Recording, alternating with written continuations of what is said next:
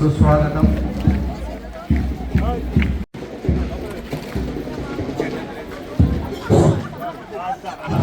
ఈనాటి మన పాఠశాల రిటైర్డ్ ప్రధానోపాధ్యాయులైనటువంటి అందే సార్ ఒక దానితోటి మరి మేడం గారు కూడా మంచి పుస్తకాన్ని భూమి పుత్రిక అనేటువంటి పేరుతోటి చాలా చక్కగా రాసినట్టు తెలిసింది. వారికి కూడా అభినందన తెలియజేస్తూ ముందడుగులో ఉంటారు. తప్పకుండా 2-3 months మనకు 10th విద్యార్థులకు అలాంటి ఫెసిలిటీ కల్పిస్తారు. ఆ స్పాన్సర్గా వస్తారని కోరుకుంటూ ఈనాటి భూమి పుత్రిక కవి శాసనసభ్యులు ప్రభుత్వ విప్ మనందరి ప్రియతమ నేత మన ఆది శ్రీనివాస్ గారిచే పుస్తక ఆవిష్కరణ జరుగుతుంది. అట్టహాసంగా మీ అందరి కరచాల ధ్వనుల మధ్య ప్రెస్ మిత్రులు ఎక్కడ ఉన్న వేదికపైకి రావాల్సి. భూమి పుత్రిక కవిత సంపుటి తెలుగు లోగిళ్లలో అమ్మనైనా కమ్మనైన భాషతో అక్షర బీజాలను వెదజల్లినటువంటి ఆ కవిత సంపుటి సంబంధించిన పుస్తకం జరుగుతున్నటువంటి శుభ సందర్భం. మన గౌరవ అతిథుల చేత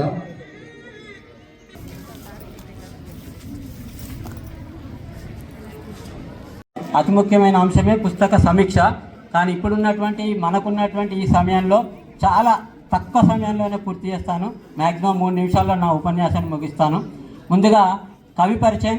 మనకు రుద్రంగి గ్రామంలో చాలామంది చాలా తక్కువ సంఖ్యలో కవులు కవయిత్రులు ఉన్నారు.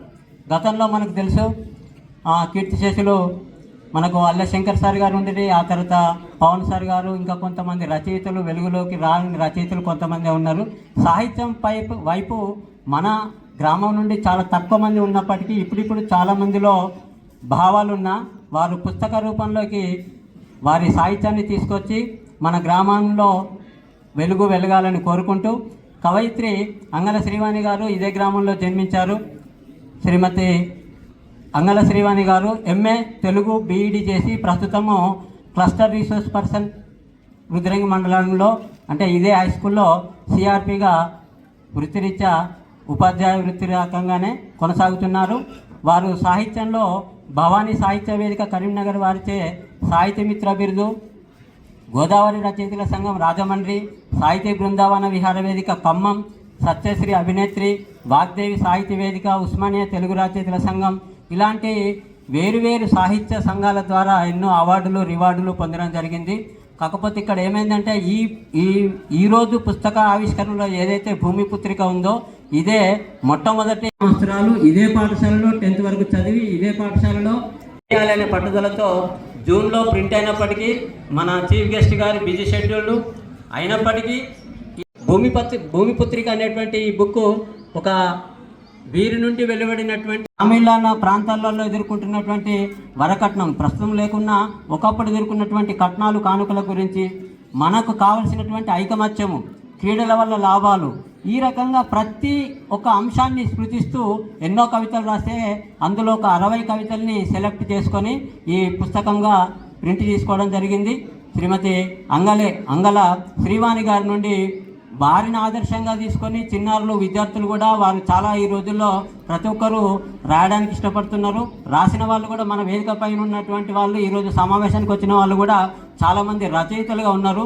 వారందరూ రచయితలు రాసి పక్కన పెట్టేసి మనకు ఉదాహరణకు మన అందరం కూడా ఏ కిషన్ రావు సార్ గారి శిష్యులమే. సార్ అద్భుత రచయిత. అని నా పుస్తక ఆవిష్కరణకు వచ్చినటువంటి అన్నయ్య గారికి, ప్రభుత్వ విప్ ఆది శ్రీనివాస్ గారికి హృదయపూర్వక అభినందనలు తెలుపుతూ, నా మిత్రుడు, చిన్ననాటి బాల్యమిత్రుడు, ఇక్కడే కలిసి చదువుకున్నటువంటి చెల్కల తిరుపతి గారికి మరియు గురువుగారు అంతయ్య సారు, వేదికను అలంకరించిన పెద్దలందరికీ పేరున, అంటే ఈ సభకు అధ్యక్షత వహించిన జిల్లా పరిషత్ ప్రధానోపాధ్యాయులు, అలాంటి సమయం అనేది లేకుండా పోయింది నా పుస్తక ఆవిష్కరణకు. ఎందుకంటే నేను ఇక్కడే పుట్టాను, ఇక్కడే పెరిగాను, ఇక్కడే పుస్తకావిష్కరణ జరుపుకోవాలి. అది మా శ్రీనన్నతో. క్షమించండి, ఇక్కడ మీరు గమనించాలి, నా ఊరు, నా పుస్తకం, మా అన్నయ్య అంటున్నాను. ఇది అహంకారం. మన ఊరు, మన బడి, మన అన్నయ్య అని పలకాలి. కాబట్టి నేను ఫస్ట్ పలికిన పదాలకు సెకండ్ పలికిన పదాలకు చాలా తేడా ఉంది. ఫస్ట్ నా అనే అహంకారం నాలో కనిపించింది, మా అనే పదం చాలా ఆత్మీయతగా ఉంది. అలాంటి పదం వినడమే గొప్ప. నేను పిలవగానే అందరూ వచ్చారు, నా స్నేహితులు, తర్వాత ప్రధాన ఉపాధ్యాయులు. నాకు ఉపాధ్యాయులందరూ ఇంత సమయాన్ని కూడా కేటాయించి 5 గంటల వరకు ఇక్కడే ఉన్నారు. దానికి కూడా వారికి నేను హృదయపూర్వక అభినందనలు తెలుపుకుంటున్నాను. అంటే పిల్లల మధ్య జరుపుకోవాలనేది నా ఆశ. అందుకొరకే ఇంతకాలం వెయిట్ చేయడం జరిగింది, 6 నెలలు. అన్నయ్యతో పిల్లలతో గడపాలి.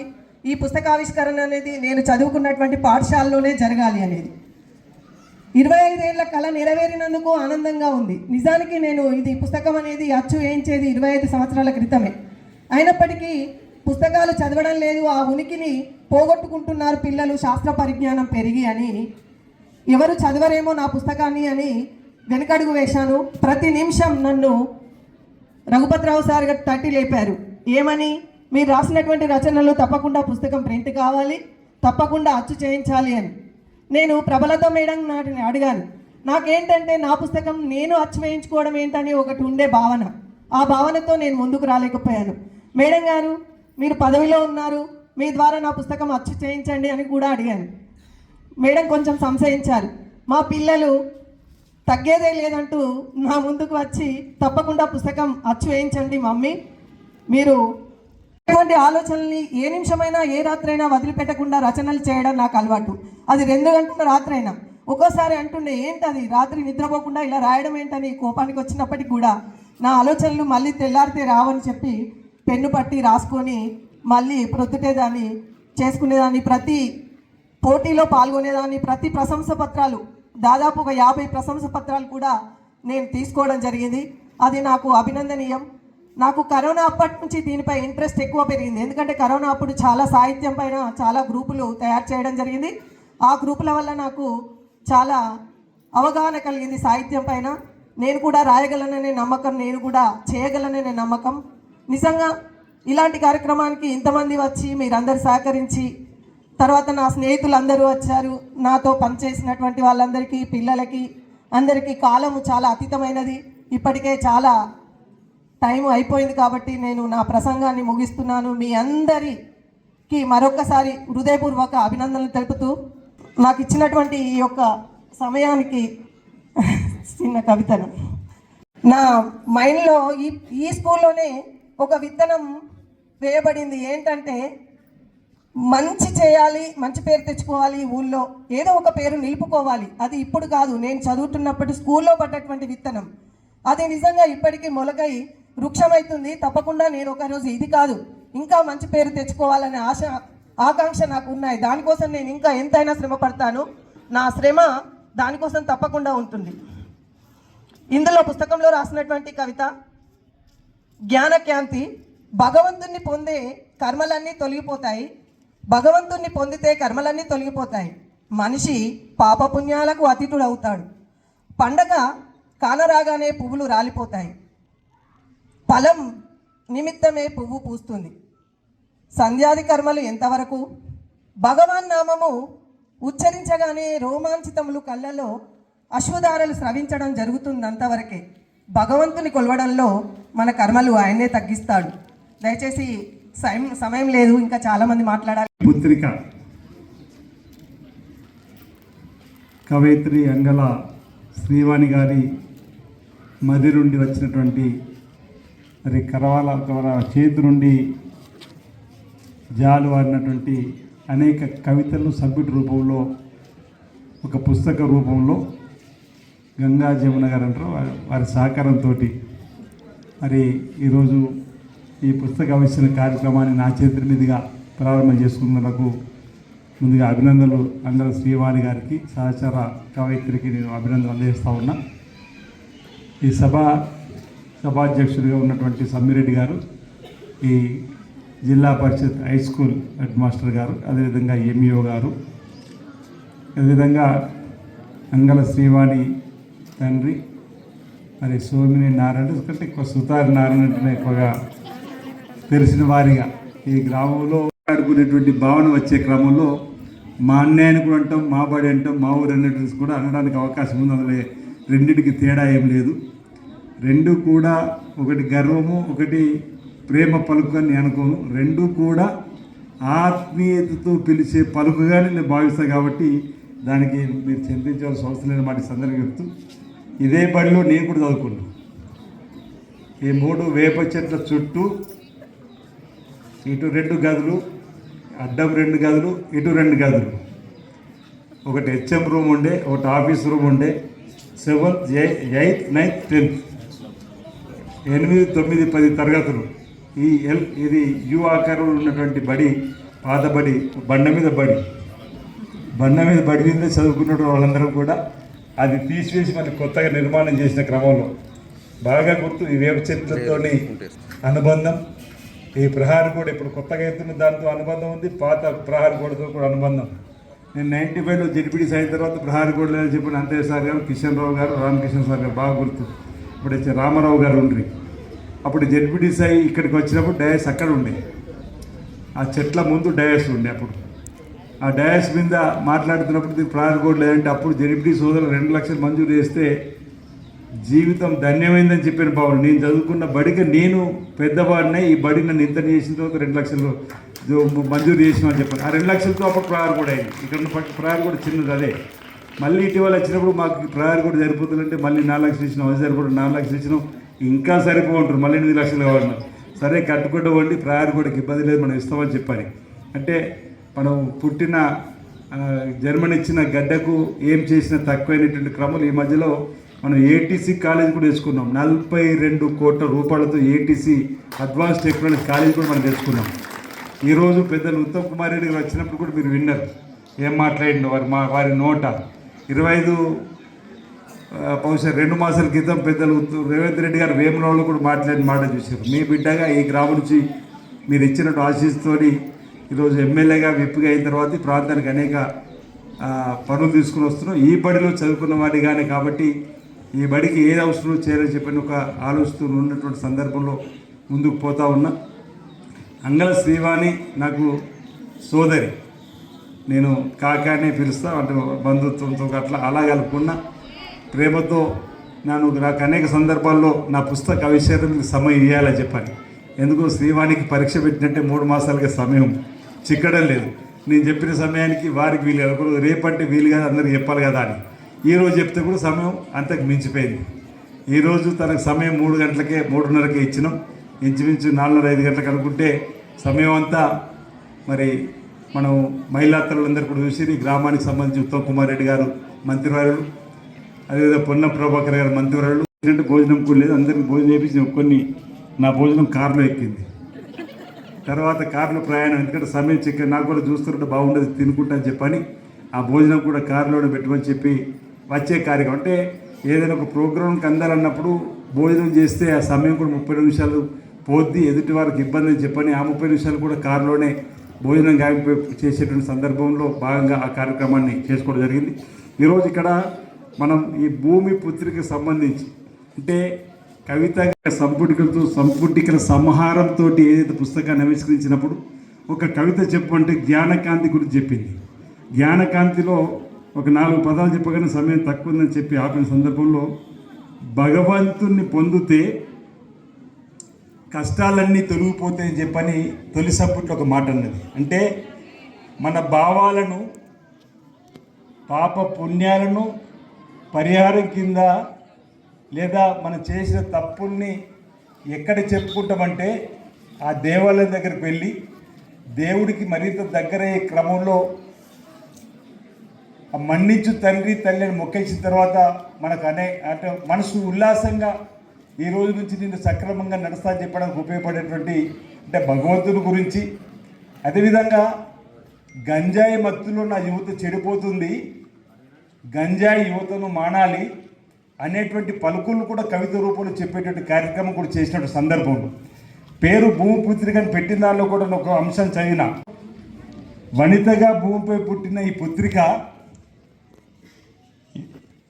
ఎందరికో జన్మనిచ్చిన ఘనత కలిగిన వీర పుత్రికగా కూడా వచ్చినటువంటి తల్లిగా, అంటే భూమిపుత్రిక పేరులో తల్లికున్న సహనాన్ని చెప్పేటువంటి కార్యక్రమం కూడా భూమిపుత్రికను ఒక సంపుటికలు రాసింది. అవి కూడా ఒక 10 సంపుటికలు చూసిన.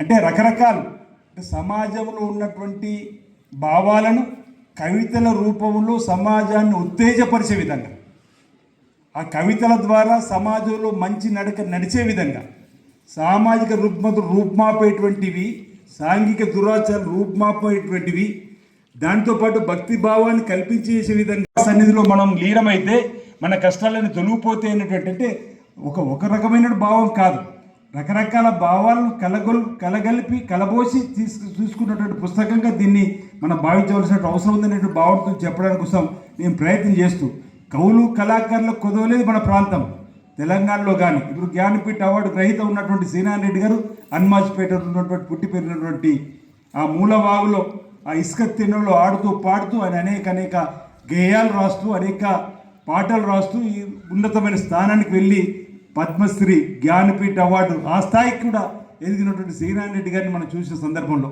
అలాంటి వారిని మరి మనం మన దగ్గర ఒగ్గు కథలో రాములు గారిని తీసుకున్నాం. ఈ విధంగా ఈ ప్రాంతంలో ఉన్నటువంటి కళలకు పెట్టింది పేరుగా ఉన్నటువంటి ప్రాంతంలో అంగళ శ్రీవాణి కూడా కార్యక్రమాన్ని ఎంచుకొని నేను ఒక సందర్భంలో గమనించిన, ఆ శ్రీవాణిలో ఉన్న కవిగా నేను నిన్ను గమనించలే. జిల్లా గ్రంథాలయ సంస్థలో నేను ఎమ్మెల్యే అయిన తర్వాత ఒక కార్యక్రమానికి ఆహ్వానించినప్పుడు శ్రీవాణి కూడా వచ్చింది. శ్రీవాణి నువ్వు ఎందుకు కలిసినట్టు, నేను కూడా కవయిత్రినే, నేను కూడా అనేక సంపుటికల కవితలు రాస్తున్నట్టే. అప్పుడు అవునా అని చెప్పి అనుకున్నా. ఈరోజు ఆమె భూపుత్రికి సంబంధించిన పుస్తక విషయం కోసం రావడం జరిగింది. అంటే మానసికంగా మనలో ఉన్నటువంటి అంశాలను కూడా చెప్పే విధంగా అనే ఆ భావాలను మనం చదివితే ఇక్కడ విద్యార్థులు కూడా ఇలాంటి పుస్తకాలు అంటే ఒక్కొక్క సంపుటికలో ఒక్కొక్క అంశం నిగూఢ అర్థాలు దాచుకొని వాటిని మనం కవిత్వం ద్వారా చెప్పేటువంటివి భావితరాలకు ఉత్తేజపరిచేసి భావితరాలు ఉన్నతమైనటువంటి స్థానానికి వెళ్ళే విధంగా ఉండేటువంటి కవితలు ఇందులో కనిపిస్తున్నాయి. ఇది చక్కటి ఆలోచనల వాళ్ళకు సంబంధించినటువంటి కుమారుల ప్రోత్సాహమే కానీ లేదంటే సహచరుల ప్రోత్సాహమే కానీ తొలి పలుకులో ఇద్దరు రాసినటువంటి పుస్తక ఆవిష్కరణ చూసిన రఘుపతి గారు కూడా తొలి పలుకులు ఒక అంశాన్ని వారికి ఆనందం చెప్పడం జరిగింది. అదేవిధంగా ఇంకా స్వామినాయుడు గారు కూడా తొలి పలుకులో వీరి గురించి రాయడం అనేది కూడా అంటే ఉత్తేజపరిచే విధంగా భవిష్యత్తులో మరిన్ని మేలైనటువంటి కవితలను డిసప్పాయింట్ కాకుండా చేసేటువంటివి కూడా చూడడం జరిగింది. చేతుల ద్వారా అనేక చక్కటి కవితలు సామాజిక రుగ్మతలు రూపుమాపేటువంటి కథనాలు రావాలని, సాంఘిక దురాచారాలు రూపుమాపేటువంటి కార్యక్రమాలు రావాలని, బాల్య వివాహాలను అడ్డుకట్టే విధంగా చైతన్యం చేసేటువంటి కార్యక్రమాలు అమలయ్యే విధంగా తను అనుకున్నట్టుగా అనేక దేవాలయాలు భక్తితో కిటకిటలాడుతున్నాయి. ఎందుకు? పాప భీతితో చేసిన పొరపాటును మన్నించు తండ్రి అని ఆ దేవాలయ దగ్గరికి వెళ్ళి మొక్కుకొని ఈ రోజు నుంచి నేను ఎలాంటి పొరపాటు చేయని చెప్పి వచ్చేటువంటి సందర్భాన్ని పురస్కరించుకొని అలాంటి ఆధ్యాత్మిక చింతనకు సంబంధించినటువంటి కార్యక్రమాలు కానీ, యువత చెడిపోతున్నటువంటి సందర్భంలో వారి సక్ర మార్గంలో నడిపించేటువంటి కార్యక్రమాలు ఈరోజు 10వ తరగతి తర్వాత ఇంటర్మీడియట్ ఏజ్లో చెడిపోకుంటుండే విధంగా ఈ కథనాల ద్వారా చైతన్యపరిచే విధంగా కార్యక్రమాలు తీసుకోవాలని చెప్పని ఈ సందర్భంగా నేను శ్రీవానికి నా వైపు నుంచి సూచన సలహా చేస్తూ అభినందనలు కూడా అందజేస్తూ ఈ భూమిపుత్రిక మొదటి పుస్తకం ఇదే పుస్తకం ద్వారా ఇంక అనేక పుస్తకాలను వచ్చే విధంగా నా వంతు సహకారం కూడా తప్పనిసరిగా ఉంటుంది. చక్కటి ఆలోచన విధానంతో చక్కటి కార్యక్రమాలు తీసుకొని మీరు ముందుకు పోవాలని చెప్పని కవితలే కాకుండా ఇంక చిన్న చిన్న పుస్తకాలు కూడా కవితాత్మకంగా చిన్న స్టోరీస్ కూడా రాసుకుంటా సమయం చిక్కినప్పుడు చేస్తా అని చెప్పిన ఆలోచన ఉంది. కాబట్టి చేసి భవిష్యత్తులో మంచి కవయిత్రిగా పేరు ప్రఖ్యాతులు సంపాదించుకోవాల్సిందిగా నేను శ్రీవానికి నా వైపు నుంచి ప్రత్యేకమైనటువంటి సూచనలు చేస్తూ మరోసారి ఈ భూమిపుత్రికి సంబంధించినటువంటి పుస్తక ఆవిష్కరణను నన్ను ఆహ్వానించినందుకు ప్రత్యేకంగా అభినందనలు అందజేస్తూ ఈనాటి కార్యక్రమంలో టీచర్స్ అందరూ కూడా సమయం అయిపోయింది, వెళ్ళిపోవాలి. కానీ ఒక చక్కటి అవకాశం ఒక కవిత్రికి అభినందన చెప్పాలని చెప్పి ఉన్నటువంటి వాళ్ళందరూ కూడా నేను ప్రత్యేకమైన ధన్యవాదాలు తెలియజేస్తూ మరి హెచ్ఎం గారు ఏదో సాయంత్రం పూట 10వ తరగతి పిల్లలకు ఉంటే బాగుంటుంది ఏదో స్నాక్స్ అని అంటూ అదేదో ఈ మీటింగ్ అయినాక చెప్పండి, నేను ఎవరికైనా బాధ్యత ఇస్తా, ఇబ్బంది లేదు. కానీ 10వ తరగతి పిల్లలు 62 నుంచి 65 మంది ఉన్నారట. 66 మంది చేతులు అవుతుంది ఎస్ఎస్సి. మీరు ఈ 66 మంది దగ్గర ఎందరు మంది దగ్గర ఫోన్లు ఉన్నాయి? అందరి దగ్గర ఉన్నట్టేనా? మరి ఫోన్లో చేతులు ఫోన్లు ఉన్నట్టే. ఈ రోజు నుంచి ఫోన్లను మీరు చూడొద్దు, ఓకేనా? ఇంటికి పోయిన తర్వాత మమ్మీ డాడీ ఒకరు సీరియల్ చూసినా సినిమా చూసినా మాకు డిస్టర్బ్ అవుతుంది, ఈ 2 నెలలు మీరు ఈ సినిమాలు సీరియల్ చూడకపోతే చెప్పాలి. మీరు పుస్తకంలో పురుగు కావాలి. 10/10 మార్కులు సాధిస్తారు కదా. ఎంతమంది 10 పెట్టి మార్క్ ఆడపిల్లలు ఆడుతారు, మగపిల్లలు ఆడుతున్నారు. అంతా 7-8 మంది కంటే ఎక్కువ ఆడుతున్నారు. 10 మంది అయినట్టు మెల్లగా.